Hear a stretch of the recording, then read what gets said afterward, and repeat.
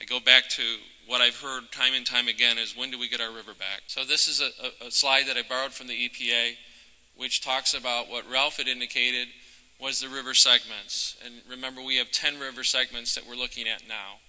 And we've allocated, or we've put some of those segments into phases. It ends at Sailor's Landing. Will actually open tomorrow. Tomorrow morning, that will open. Phases 2 and 3 will require the completion of the spring assessment. I feel very confident that the assessment that we've seen as it relates to the areas in phase 1 will allow us to make some decisions very early this summer, June or July, relative to the vast majority of what's left. So the first segment, again, opens up tomorrow at 8 o'clock. It's about a 3-mile stretch, and I identified those areas between Perrin Dam and Sailor's Landing.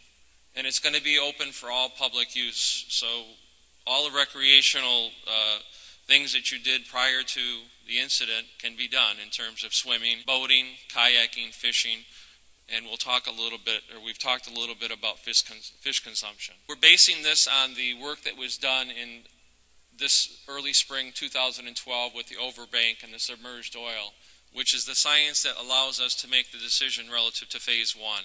That's the same methodology that we're going to use for the other 2 sections. We want to remind residents in the community that we're still working on the river, and we will be for the rest of the summer, and maybe into the fall as well.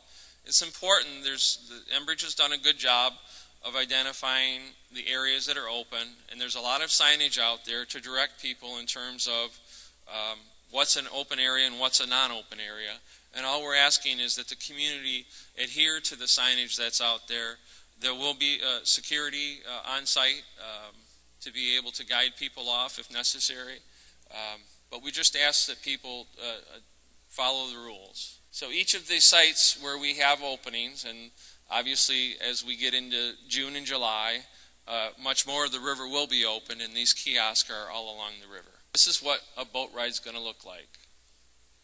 You're just cruising along, you see the buoys, you get off the river. We look forward to people utilizing that section. I know it's not a huge part of the river, but it is a beginning.